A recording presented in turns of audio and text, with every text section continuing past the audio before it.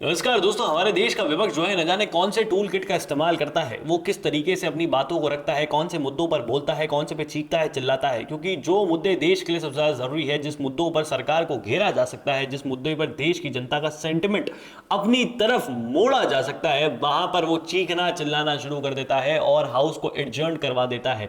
जी हाँ, हाल ही के अंदर राज्यसभा के अंदर सुधांशु त्रिवेदी जो राज्यसभा के सांसद है बीजेपी से, वहां पर उन्होंने एक नोटिस जारी करा, नोटिस दिया राज्यसभा के अंदर कि OCCRP organization crime and corruption reporting project, ये जो है ना, ये भारत के खिलाफ डीप स्टेट के साथ मिलकर, यूएसए डीप स्टेट के साथ मिलकर ये जो है कॉन्स्पिरेसीज क्रिएट कर रहा है। और किस तरीके से उन्होंने वो कॉन्स्पिरेसीज एक्सप्लेन करी, क्या सब चीजें थी, उस पर ऑपोजिशन का मत ये बनना चाहिए था कि वो सरकार के साथ मिले जुले बैठे और बातचीत करना शुरू करे। लेकिन ऑपोजिशन ने क्या करा, चीखना चिल्लाना शुरू कर दिया।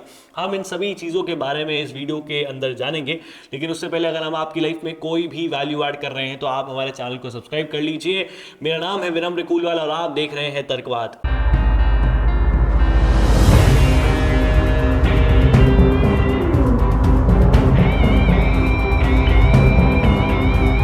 दोस्तों, मैंने आपको बताया किस तरीके से सुधांशु त्रिवेदी ने OCCRP के ऊपर जो है कंसर्न रेज करते हुए अपनी बात रखी और बताया किस तरीके से ये जो है डीप स्टेट के साथ मिलकर भारत के खिलाफ जो है एक साजिश कर रहे हैं।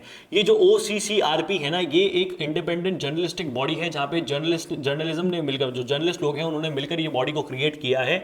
और इसका जो मेजर फंडर है ना, ये एक आदमी है जिसका नाम है जॉर्ज सोरस। जी हाँ, जॉर्ज सोरस एक ऐसा नाम है जो आपने हाल ही में इंडियन मीडिया के मुंह से, हमारे देश की सत्ता पार्टी के मुंह से और कुछ ऐसे व्यक्तियों से सुना होगा जो इसकी बारे में बात करते हैं। क्योंकि जॉर्ज सोरस उसी किस्म का आदमी है, अगर आप कंपेयर करें इलॉन मस्क से, जिस तरीके से इलॉन मस्क ने जो है डोनाल्ड ट्रंप को सपोर्ट करा था कि डोनाल्ड ट्रंप जो है यूएसए के चुनाव जीत जाए, उसी तरीके से जॉर्ज सोरस भी जो है पूरी दुनिया भर के अंदर जितनी भी लेफ्ट विंग पार्टीज है, लेफ्ट लीनिंग पार्टीज हैं, उनको सपोर्ट करता है और चाहता है कि वो लोग सत्ता पक्ष के अंदर आ जाए। और इसी को काउंटर करते हुए सुधांशु त्रिवेदी ने अपनी बात रखी और उन्होंने बताया कि किस तरीके से जब जब संसद का सत्र शुरू हो रहा होता है, उससे कुछ समय पहले या फिर इसी दौरान या तो कुछ ऐसी चीजें निकल के सामने आ जाती हैं जो देश के, जो पार्लियामेंट की जो स्पीड होती है उसको रोक देती है। क्योंकि देखिए, बहुत करोड़ों रुपया लगता है उस पार्लियामेंट को रन करने के अंदर, आपका मेरा वो जो टैक्स का पैसा है जो हम सरकार को देते हैं वो लगता है, और वो रुक जाता है। क्योंकि ये जितनी भी चीजें इंसिडेंट निकल के सामने आ जाते हैं, उन्होंने उस चीज को कोट करा कि हाल ही में 3 सालों के अंदर जो ये ट्रेंड बन गया है कि जब भी पार्लियामेंट सेशन होगा उससे जस्ट पहले कोई ना कोई चीज आ जाएगी। जैसे उन्होंने एग्जाम्पल देते हुए भी बताया कि फार्मर प्रोटेस्ट जो है 3 फरवरी को, जो फार्मर्स की रिपोर्ट थी वो 3 फरवरी को शुरू हो गई थी, और वहीं पर जो बजट सेशन था वो 29 जनवरी को शुरू हो गया था।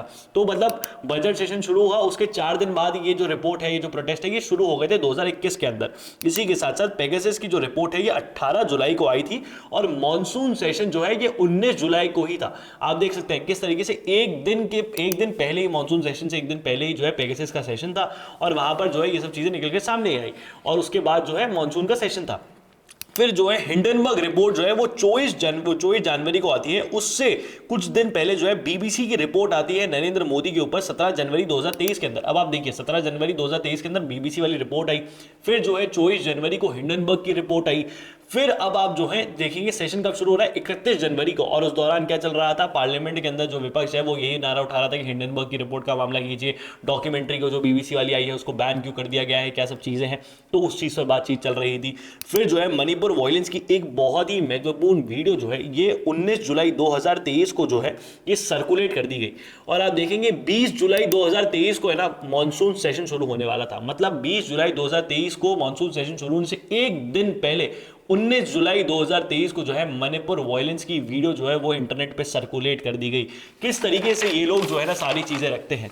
इसी के साथ साथ अगर हम आगे बढ़े तो कोविड वैक्सीन के ऊपर एक रिपोर्ट आ जाती है 10 मई 2024 को। और जो 10 मई 2024 की जो तारीख है ये इलेक्शन कैंपेन के अंदर बहुत इंपॉर्टेंट हो जाती है, क्योंकि उसी दौरान जो है इलेक्शन कैंपेन्स हो रहे थे। तो आप देख सकते हैं किस तरीके से इन्होंने इलेक्शन को भी हैम्पर करने की कोशिश करी गई, और माइक्रोसॉफ्ट ने भी उस दौरान ये चीज कही गई थी कि बाहर की कुछ ताकतें हैं जो इंडिया के इलेक्शंस को मैनिपुलेट करने की कोशिश कर रही हैं। ये यही डीप स्टेट है, ये ऐसी जॉर्ज सोरोस द्वारा फंडेड ऑर्गेनाइजेशंस है।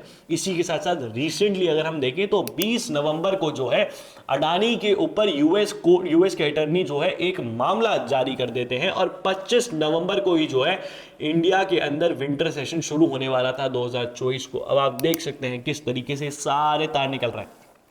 अब तक कोई जांच पड़ताल नहीं हुई, अब तक कोई जुडिशियल कमीशन नहीं बैठा है, अब तक सरकार ने कोई ऐसी चीज नहीं करी है, लेकिन आप देख सकते हैं किस तरीके से ये जो डीप स्टेट वाली पॉलिटिक्स है, ये जो कुछ लोग हैं जो चाहते हैं कि इस देश में बैठे कुछ व्यक्ति वो जो है सत्ता में आ जाए जिससे उनको फायदा पहुंचे, और वो व्यक्ति जो इस देश के अंदर बैठे हुए हैं उसको राजनेता नेता बोलते हैं, बहुत ही वेल टू डू फैमिली से आते हैं जिन्होंने इस देश की आज़ादी के अंदर लड़ाई लड़ी, देश आज़ाद हो गया, उसके बाद सत्ता में रहे बहुत सालों तक, वो परिवार जो है देश को तोड़ने की बातें करता है। कुछ ऐसे लोगों से विदेश में जाकर मिलता है जो देश के खिलाफ बातें करते हैं, देश विरोधी बातें करते हैं और भारत को तोड़ना चाहते हैं।